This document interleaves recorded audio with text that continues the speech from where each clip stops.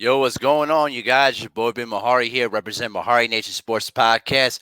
Much love to the entire LDBC and the basketball community. You understand what I'm saying? Don't miss basketball conversations every Friday night, 9 p.m. Central Time. Is where we discuss basketball-related topics, news, debate night, and everything else in the world of basketball. You understand what I'm saying? For all the new people that's coming into the channel, make sure to hit the subscribe button, hit the bell icon to get all the latest notifications when I drop some videos and when I drop some live streams. And please spread the word on the channel. All right, with all that out the way, let's talk about one of the other topics I had in hand here. And one of my subscribers actually wanted me to do a video about this though too after I did the Vince Carter one. And don't worry, I have another video on Vince Carter coming up very soon, so stay tuned for that. But he wanted me to touch upon on Grant Hill and how Grant Hill was inducted into the Hall of Fame based on his what if story and his reputation. And I understand that kind of perspective. Now, here's the thing about Grant Hill, okay? Grant Hill, when he came in out of Duke in the 94 draft, was perhaps the most complete college basketball player you'll ever see. A guy that can finish at the rim, command an offense, pass, defend, rebound. I mean, he was a five-tool player, all right? And the fact that he was drafted second overall is just crazy looking back because Glenn Robinson was chosen number one, Grant Hill was chosen number two, and Jason Kidd was chosen number three. And Jason Kidd and Grant Hill became co-rookie of the years. That just crazy, ain't it? But as I digress. Grant Hill before the injuries was perhaps arguably one of the most complete players you'll ever see. I mean, the guy had a great crossover move. He could finish at the rim. He could play the point guard position, which is basically revamped as the point forward position. He could rebound. I mean, he could literally do a lot of different things that you see today with LeBron James. All right. And so when you looked at Grant Hill's career in hindsight before the injuries came, this guy was going to be a guaranteed lock for the Hall of Fame based on what he was able to do. Now, when Grant Hill was drafted into the NBA, okay, I should say he was drafted third overall. My mistake. When he was drafted into the NBA, his first season, he came in there and blossomed, and he averaged 19.9 points per game, and became the first rookie in all four major sports to lead the league in All-Star voting. All right. So in all four major sporting leagues like NHL, MLB, the NFL, and NBA, Grant Hill led them in All-Star voting as a rookie.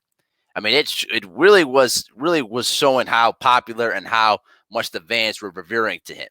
And when Michael Jordan came back for a full season, he edged Michael Jordan in All-Star voting too as well. And he showcased more of his all-around basketball abilities as he led the NBA in triple doubles. He also won a gold medal in the '96 Olympics. Okay, and already he was already a three-time All-Star.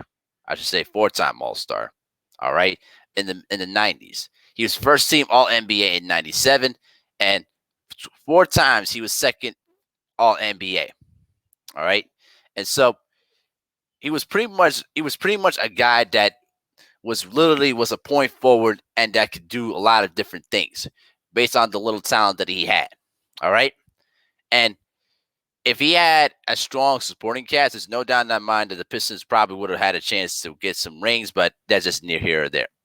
But as the scoring value was increasing, all right, this is where his career started to take a downward spiral. Because in the 99-2000 year, he was averaging 25.8 points per game and was voted once again to another All-Star. All right.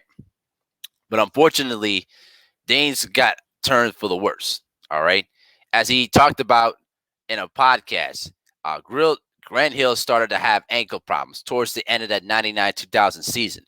He was able to continue to play at a high level, but he would basically explain, like, I was missing practice to the point where we had a nationally televised game against Philadelphia, and I just pulled myself off. My ankle was just killing me. We get back, and we get an MRI, and they just said it was a bone bruise. So Grant Hill, throughout that last week, he missed the final three games, and return for that playoff series against the Miami Heat. And his ankle basically continued to bother him in the first game until he had to pull him out in the third quarter. And the meds that he was taking at the time was pretty much masking his pain and was able to continue. But then by the time of the second game continue on midway in the second period, he heard a pop. And then it continued on during the second half, and he's just going to continue. And that's when he found out his ankle was broken.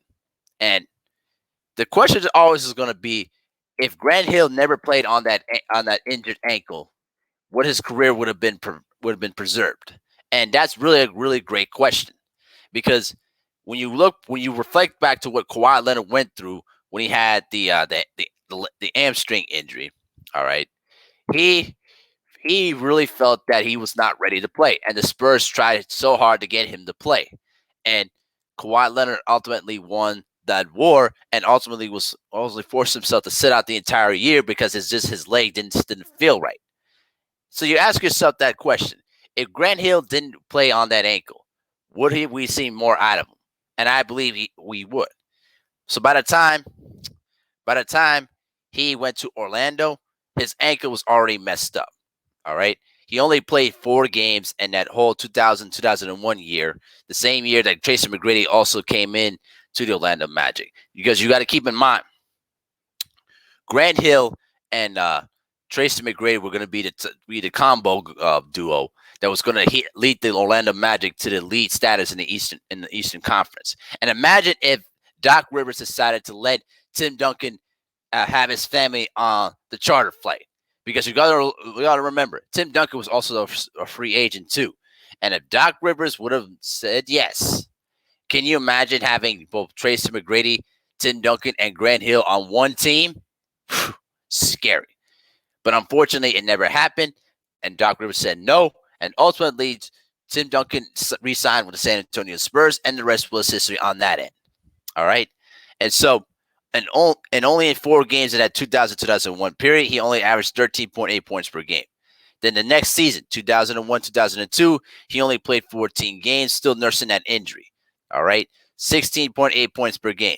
2002-2003, he only played 29 games and only averaged 14.5. 03-04, he missed the entire year because he had to have ankle fusion surgery. And then found out that during that same procedure, okay, he developed a staph infection in that ankle and had to be hospitalized for a couple of weeks and had to take antibiotics for 6 months just to get rid of the staph infection. All right. So by that particular point, we knew that Grant Hill's, prime years were pretty much passed him by because those injuries, were just too much for him to deal with. And by the time he returned back to the 04-05 season, he had a career resurgence. He played the most games during that injury hit period and played 67 games and became an all-star. Unfortunately, it was his last all-star appearance of his career, but it was really nice to see to come back to that all-star status for at least for 1 year. Unfortunately, the groin injuries and the sports hernia injuries were basically that was hampering because of those ankle injuries were just too much for him to deal with. And he was close to retirement until eventually he received an ankle rotation therapy from a specialist out in Vancouver, British Columbia. And he was able to regain the motion from his left ankle and was able to continue on playing. And then he had a good run with the Phoenix Suns and finished out his career with the LA Clippers before ultimately retiring. And somehow, and also he was able to induct himself into the Hall of Fame. I should say he was inducted into the Hall of Fame back in 2014. And the reason why this is important is because Grant Hill got in because of his reputation. All right. And the reason is this: Grant Hill had a great career in Duke University and had a sensational, first half of his career in Detroit. He won 2 national championships, made the final four 3 out of those 4 years. All right. And his senior year, he had perhaps one of the greatest breakout periods of his career when he basically led that horrible Duke team led by basically a starting lineup compiled of uh, Jeff Capel, who was a freshman point guard that year, replacing the great Bobby Hurley. All right. Number two, at the two guard was Chris Collins, the son of Doug Collins. Okay. Then you had Hill himself, Antonio Lang, who was basically a holdover of those two championship teams, and then Junior Cherokee Parks. All right. Now, if you take away Grant Hill from that team, they don't even make it to the NCAA tournament. It just goes to show how superiorly dominant he was during that period in college basketball. All right. But here's my point about this. Okay. Grant Hill's resume, as really solid as it is, there's too many holes in that resume, similar to the Vince Carter one, because Grant Hill was the type of player that was going to change the game and perhaps be the next face of the league because he was getting a lot of endorsements. People were recognizing him. They were respecting his game. And I really believe that he would have been one of those guys that could have probably had a chance to win a championship. But he we never got to see more out of those years, because I would say those prime years before the injury, because when he got hurt in 2000, that was pretty much it. His effectiveness, was decreasing. You know what I mean? And pretty much he was unlimited. He basically was limited to what he can do. Most times he was either a assigned defender or sharpshooter. Later on in his career, in the final years in Orlando, and when he was in Phoenix and with the Clippers, and so the one thing that I would give Grant Hill credit is that he was able to figure out a way to change and adapt his game, to try to replace what he once had.